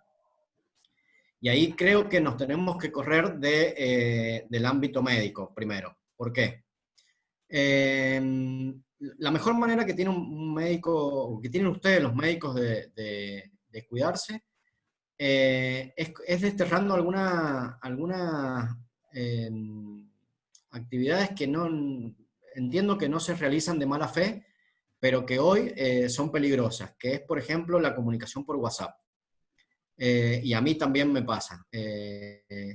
generalmente nosotros hoy por WhatsApp nos comentamos cosas de algún caso, de algún paciente, cómo va evolucionando, si no evolucionó, si fue al baño, si tiene fiebre, no sé, si algún resultado de laboratorio. Digo, hoy es normal, y a mí también me pasa, y por ahí cuando habla con un colega, uno puede, no, mira, tuve un caso que pasó esto, y esta persona.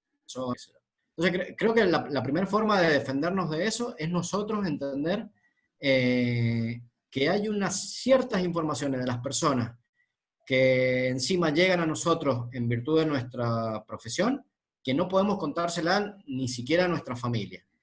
Y si queremos contar alguna particularidad de esa situación, debemos hacerla a lo mejor con fines científicos o con autorización del propietario de esa información que es el paciente. Entonces, lo primero para desterrar esa mala práctica que digamos que tenemos es ser nosotros también el primer filtro. Si a nosotros nos llega una información de un paciente, nosotros deberíamos decir, mira, esta información no está bien que me la pases, porque mañana me puede tocar a mí ser ese paciente y todo San Juan va a saber que yo tengo determinada enfermedad o que pasó tal cosa o demás. Entonces creo que el primer abordaje que vos planteás, Javier, y yo también me encuentro con la misma impotencia de no saber por dónde, pero me parece que viene por ahí, de convertirnos nosotros mismos en el primer filtro de esa información. Pero supongamos que de todas maneras esa información sale a conocimiento público, digamos. Hay herramientas que se pueden utilizar, hay responsabilidades de los difusores de esa información, y bueno, y obviamente tenemos remedios legales que se pueden utilizar para restablecer en algo, en lo que se pueda, ese daño que se pueda llegar a causar con la difusión de información médica o personal. Eso respecto a lo que tiene que ver con la información privada, digamos. Y con la información que, como dice ahí Liliana, para preservar el buen nombre y honor profesional y personal de los involucrados, también, hoy hay que entender que la libertad de expresión no es un derecho absoluto, y que esa libertad de opinar también implica la responsabilidad de no producir un daño por producirlo. Y los medios en ese sentido también deberán hacer un esfuerzo enorme por entender que la información no es a cualquier precio que pueda ser dada, que hay una parte de la información que debe ser filtrada para que no nos provoquemos daño como sociedad, porque si no nos vamos a terminar afectando todos. Esto es grave. Se viene una época grave en el tema de comunicaciones y derechos personales. Estamos partiendo de un supuesto de no malintención que yo no comparto para nada. O sea, estamos partiendo de una inocencia que no existe. O sea, si un medio de comunicación avala que se le pueda decir nominar a la situación actual infectadura, si un medio de comunicación avala que a colegas nuestros se los trate de manera denigrante, no hay inocencia y seguimos en el mismo lugar. O sea, no hay un freno, me parece. No. Y cuando nos toca a nosotros, como nos tocó en esta pandemia, creo que nos vemos como lo desprotegidos que estamos, porque sí, después hacemos un juicio, lo que sea, como decís vos, para un resarcimiento. Pero ¿qué ponemos antes? ¿Qué vacuna? Volviendo al tema de profilaxis del daño. ¿Qué tenemos? Pero creo que Liliana, Leli, si querés abrir el micrófono, si no está bien lo que estamos planteando, pero creo que si podemos adelantarnos al daño de alguna manera. Sí, yo siempre voy a apuntar a lo mismo, el prevenir antes que curar, ¿no? Como lo hice en la pregunta anterior. Uno ya está como atento, va encontrando indicadores de alguna cuestión administrativa o legal que pueda surgir de alguna situación.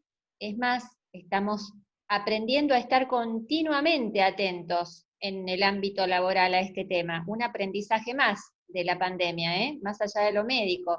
estar mirando estos semáforos o indicadores de luz amarilla intermitente que se comienzan a encender ante cada situación, con probabilidad de que se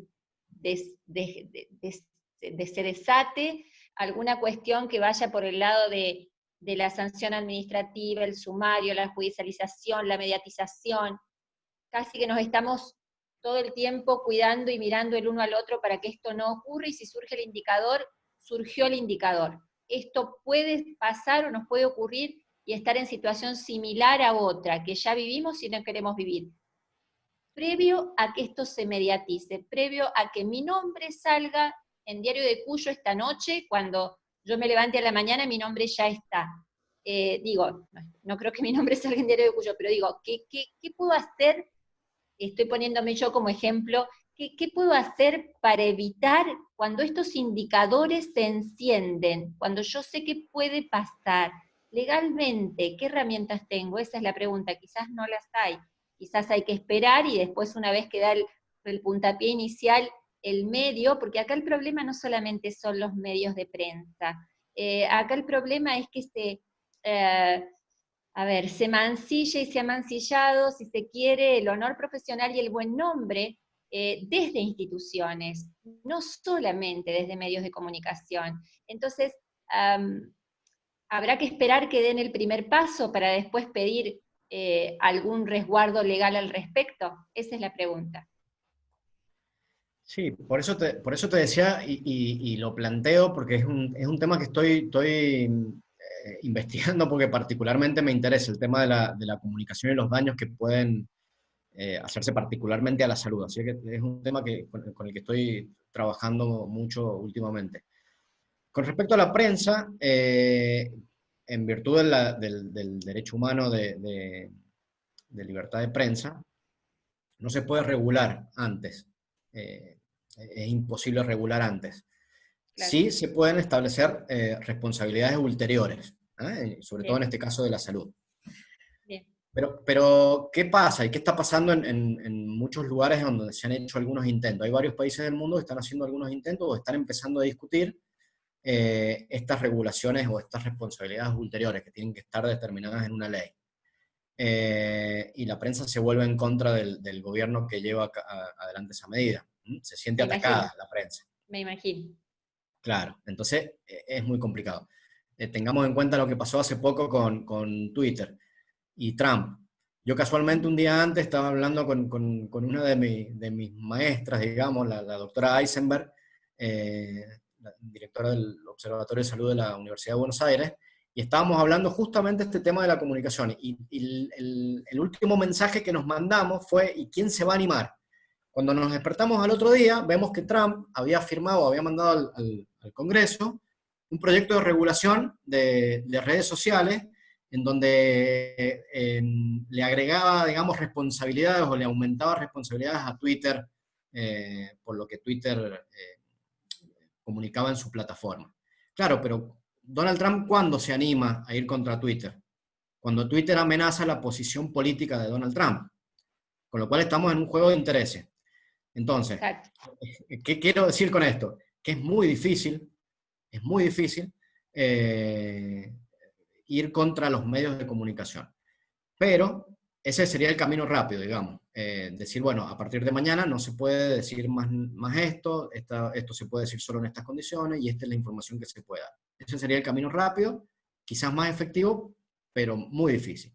Y el otro es que del otro lado de la información falsa, de la mala información, de la información de mala fe, como decía Javier, hay un consumidor. O sea, del otro lado hay alguien que espera esa desinformación, que le sirve esa desinformación o esa mala fe, que la transmite, que le da de alguna manera entidad. O sea, si los medios de comunicación en general y las redes sociales se han transformado en este patio trasero, digamos, de la información, en donde es todo oscuro, es todo mucha mentira, mucho que no sabemos nada, si ya no sabemos qué es verdad y qué es mentira, es porque nosotros en algún momento como sociedad, y me salgo de Argentina porque es algo que está pasando en todo el mundo, nos divierte, nos gusta, nos sirve nuestros intereses económicos, políticos, personales.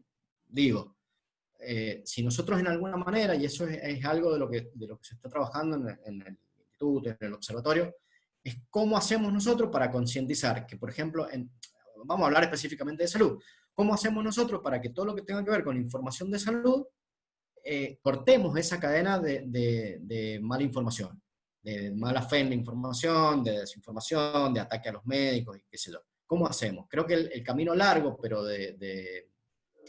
pero más efectivo, digamos, más profundo, es en que nosotros estemos comprendiendo el problema primero, y después que tengamos herramientas para decir, no, a ver, esta información que me llegó, yo la voy a chequear primero. Si no es así, yo no la voy a mandar. Si el diario me dice que esta persona es un criminal de guerra, porque qué sé yo, no, bueno, pará, voy a esperar, porque no sé todavía. O sea, nosotros tenemos que acostumbrarnos que hoy los diarios dictan sentencias antes que la justicia, sin la cantidad de información que la justicia tiene posibilidad de recabar. El diario dictamina sobre una determinada cosa y dicta una sentencia, y la sociedad la compra esa sentencia. ¿Ah? Y esa sentencia no nos va a cambiar más a nosotros. Nosotros, una vez que compramos una idea, no nos la sacamos más, porque nos entra por el lado de las emociones. Esto es algo que está estudiando la neurociencia. Nos entran por el lado de las emociones, no de la razón. Nosotros, cuando tenemos posibilidad de razonar una idea, quizás tengamos más chance de decir, esto es verdad, esto es mentira. Pero cuando nos entran por el lado de las emociones, como se están fabricando hoy las fake news, la desinformación y todo esto, no la desterramos más. Entonces nosotros estamos planteando y vamos a trabajar mucho de acá en adelante en herramientas que nos permitan identificar rápidamente que eso puede ser nocivo para nosotros y para la salud pública. Creo que es el único camino, pero es el más largo de todos, y nos comprende y nos interpela a todos, digamos. No podemos quedar ninguno fuera. Si uno compra esa información falsa y la distribuye, y los demás ya no podemos cortarlo. Entonces, por eso te digo que es una cuestión, primero social, humana, de nosotros, de cuidarnos como personas. Y después, bueno, habrán algunos remedios legales, algunas cuestiones profesionales y demás. La ética profesional del periodista y bueno, demás. Pero primero nosotros deberíamos ser capaces de identificar y cortar eso. Ética profesional del periodista suena medio como un oxímoron eso, Marcos, pero bueno. Pero está escrito en algunos libros. Verónica, ¿tenías algo que decir? ¿Has levantado la mano? Sí. Hola, ¿cómo les va? Buenas tardes, Marcos. Nuevamente, muchas gracias por esta charla, que como la semana pasada fue para nosotros de muchísima ayuda. Fue una charla muy aclaradora, como hoy nuevamente veo. Yo tengo una duda en particular. Yo soy médica de terapia intensiva, trabajo en área COVID desde el día 0 de la pandemia, asistiendo a pacientes sospechosos desde el día 0 en la parte pública y privada. En una tengo una función como médico de guardia y en la otra como coordinadora. Me encuentro hace poco con una historia clínica, en el control, en la evolución de una historia clínica de uno de los pacientes, de un paciente en general, con que el médico que asiste en el día a día y en cada oportunidad que asiste a un paciente de área COVID, escribe algo así como una declaración jurada en el que expresa que se vistió correctamente, que vigiló y siguió todo el proceso de protocolo de examen físico, de vestimenta, de retiro, él, sus compañeros, ¿sabes? Que la verdad que me deja muy asombrada, primero y principal, porque la historia clínica es la historia clínica de una persona específica en la que cuenta y narra a partir del centro de salud o en general, una historia de salud y de enfermedad de una persona en especial, y yo no sé, y ahí va mi pregunta, si eso es lo que corresponde, tiene algo mucho que ver con lo que dice Jimena, con lo que preguntó hace rato Jimena, y me interesa saber porque yo ni como médica de guardia lo llené jamás, ni como médica coordinadora indiqué a los médicos a quienes coordino que hagan semejante situación. La verdad es que eso yo no sé si corresponde o no corresponde declararlo dentro de la historia clínica de cada uno de los pacientes a los cuales asisto. ¿Me hago entender? Sí. Sí, por eso yo decía recién, y repito para que quede claro, la historia clínica es un derecho del paciente, ¿ah? Que tiene que ver, o está pensada, para que se dejen anotadas todas las condiciones y circunstancias y detalles que tengan que ver con su atención médica. Es un derecho que nació para el paciente, principalmente. Lo que yo digo es que ustedes tienen que dejar anotado la mayor cantidad de información que puedan relativa a esa atención. ¿Bien? No situaciones que tengan que ser particulares particulares propias del médico que atiende, ¿no? ¿Me explico? Claro. Sino los detalles, las circunstancias y la información que sea relativa a el acto de atención médica. Porque eso en definitiva es lo que importa.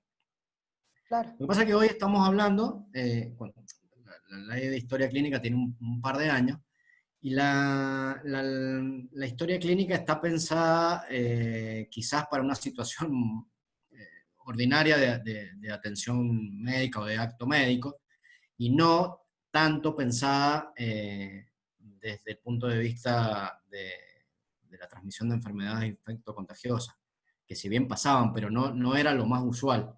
Con lo cual, bueno, hoy también se está discutiendo algunos replanteos con esto, algunos ayornamientos y algunas nuevas ideas y algunas otras cuestiones que tienen que ver de cómo se regula el acto médico hoy en una pandemia. Por eso es importante pensar que esto nos está haciendo reflexionar en muchos sentidos, digamos. Pero bueno, con respecto a tu pregunta, la historia clínica es del paciente, y ahí deben dejarse anotadas todas las condiciones, las circunstancias y la información lo más detallada y completa posible, que hagan a la atención del paciente. Pero hoy, en una situación de pandemia, algunos datos que tengan que ver con las posibilidades de transmisión podrían válidamente dejarse aclarados ahí. Ahora, todo lo que tenga que ver con lo estrictamente profesional y de carácter individual, digamos, de un profesional, con respecto a todo ese otro ámbito, digamos, de cuestiones que no tienen que ver con el paciente particular, sino con el ámbito en general de su actuación, y deben ir por otra vía, que es esta notificación al superior de las condiciones en las que uno está prestando el servicio, digamos. ¿Me explico?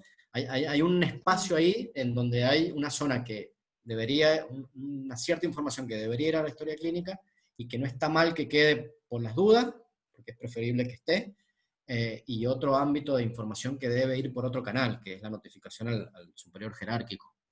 ¿Me explico? Lo que pasa es que esto hay que analizarlo en un caso particular. ¿Sí?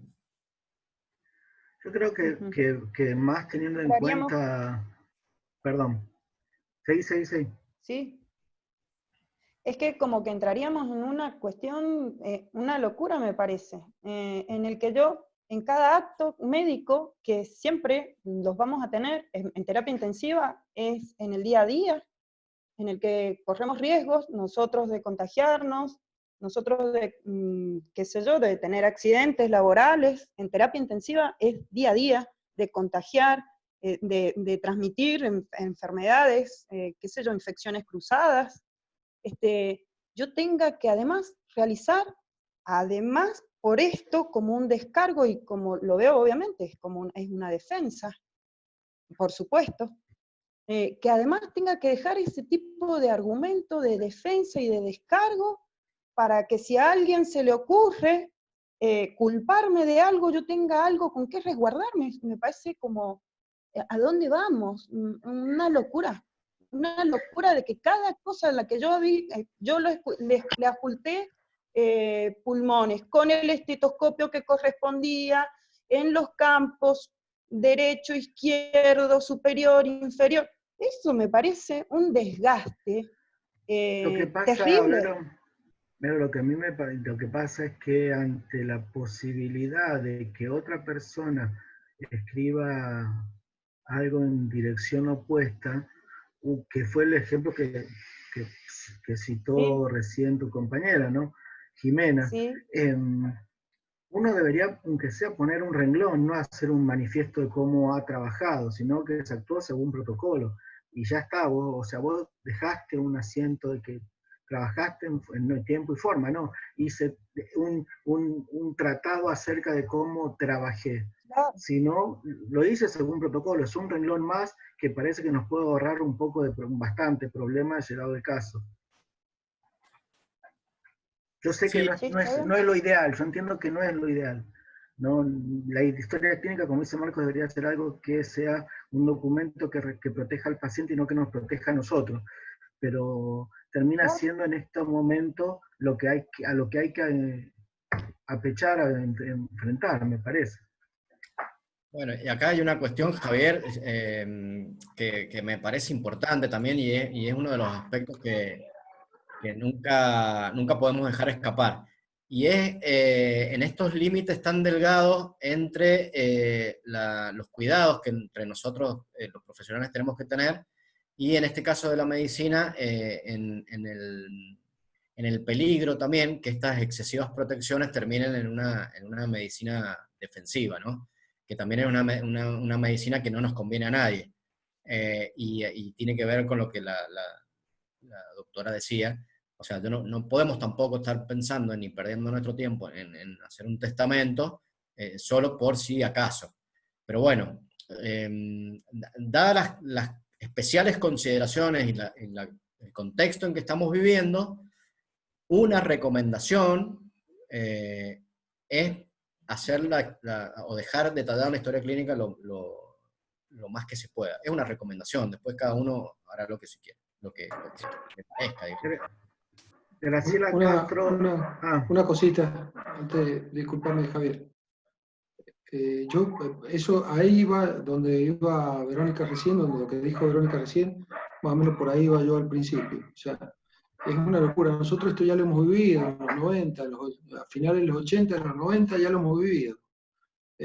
Bueno, somos más viejos, lo hemos vivido. La medicina defensiva, tal cual lo dijiste, Marco, no nos llevó a nada.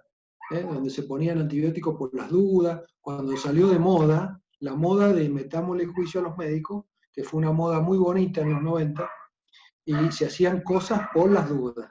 ¿Y sabes a qué nos llevó? Nos llevó a un fracaso total. Ya lo hemos vivido eso. Entonces, tal cual lo que decís vos, Marco, yo entiendo lo que dice Verónica, porque es una locura estar anotando cada detalle de cada cosa, es una cosa imposible prácticamente, donde también nos vamos a equivocar, así como nos podemos equivocar en vestirnos, también nos vamos a equivocar en no anotar tal vez algo que es importante para el señor juez. Me parece que hay que buscar un punto medio, porque esto de locura ya lo hemos vivido. Lástima que murió Maglio hace poco, porque los filósofos de la medicina tendrían que estar diciendo o exponiendo algo respecto a esta locura que estamos viviendo, donde somos, justo estamos en el medio, los médicos en el medio de mirados por la justicia, mirados por los pacientes, por los contagiados, mirados por los medios, donde los únicos que se judicializan son los médicos, porque todos los demás pueden hacer cosas, llevar médicos presos a medianoche y nadie les va a hacer nada. En los medios pueden sacar que el paciente tal tiene, o el médico tal está internado y tiene plaquetopenia y nadie le va a hacer nada. Y parece que los que nos comemos todo el estrés y los que nos vivimos todo el tiempo perseguidos y con la espada de Damocles en la espalda, somos nosotros. Entonces, y nadie nos da, los únicos que nos dicen de todos lados, y bueno, es que hay que entender, y los únicos que tenemos que entender todo, nosotros tenemos que entender al gobierno, tenemos que entender que la ANMAT no selle nuestros EPP, tenemos que entender la justicia y hacer unos testamentos de historia clínica, tenemos que entender a los medios, y después si salimos en los medios vemos qué hacemos, pero antes no podemos hacer nada.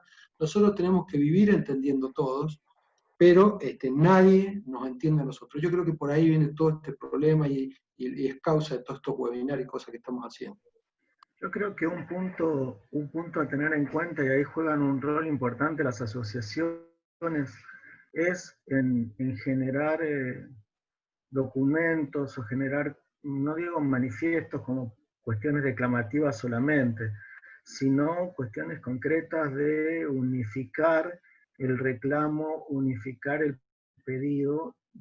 Para eso justamente estoy viendo en el cartel, tenemos 3 asociaciones presentes en estos encuentros, entonces me parece que deberíamos pedir concretamente algo y no, o sea, a ver, yo estamos de acuerdo que hay una situación de violencia, pero ¿qué queremos? ¿Cómo queremos cuidar nuestra situación de violencia? Me parece que es una buena oportunidad, teniendo las 3 asociaciones, como generar un espacio de discusión seria, puntual, acerca de qué es lo que realmente hay que cambiar para poder avanzar en este contexto de pandemia. Se nos está acabando el tiempo, Marcos, pero Graciela Castro había levantado la mano. No sé si estás con el micrófono, Graciela.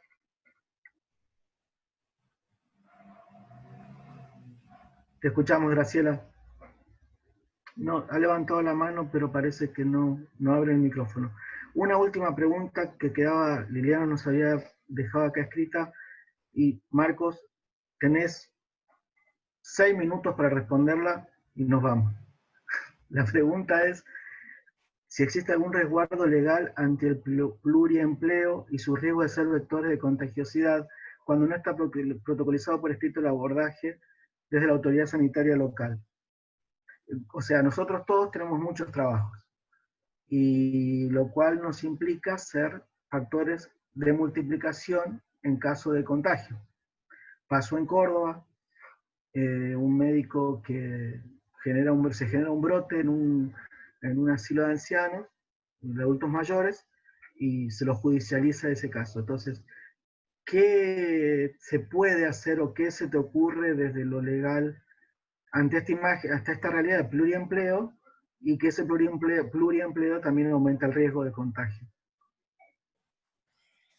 Sí, mira, primero que esa situación, cuando vos ves por lo menos los protocolos nacionales y algunos protocolos de otros países, se ha tenido en cuenta, digamos. El tema es que el personal sanitario, a ver, ¿cómo lo pongo en palabras? El personal sanitario comienza a hacer un caso sospechoso cuando en algún caso no se ha cumplido con el protocolo de EPP. ¿tá? Supongamos que se ponen bien y se sacan bien y no pasó nada y que se hizo todo bien, el pluriempleo no sería una cuestión agravante si nosotros podemos asegurar de algún modo que en cada uno de esos empleos se cumplan los protocolos. ¿Ok? ¿Qué me parece que está pasando? Y hablaba hace unos días con un colega del Sanatorio Güemes, que bueno, sabrán por la prensa, el Sanatorio Güemes tiene una cuestión compleja. Me contaba que ellos en el sanatorio tienen un cierto estándar de calidad, pero tienen personal que trabaja en otras instituciones que tienen un estándar de calidad más bajo. Entonces, el personal que iba rotando, digamos, no había forma casi material de asegurar que en todos los lugares la protección fuese igual, homogénea.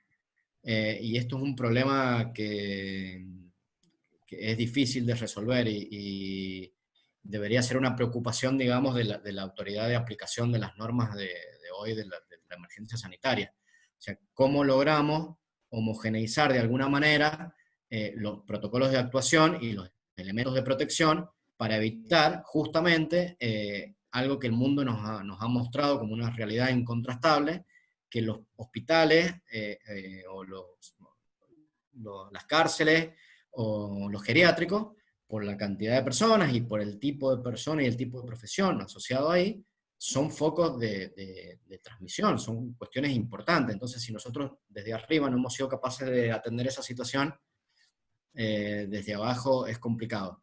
Pero en principio, si nosotros somos capaces de cumplir los protocolos en cada uno de los lugares, el hecho de tener pluriempleo no sería en principio un agravante de la situación. No está considerado así.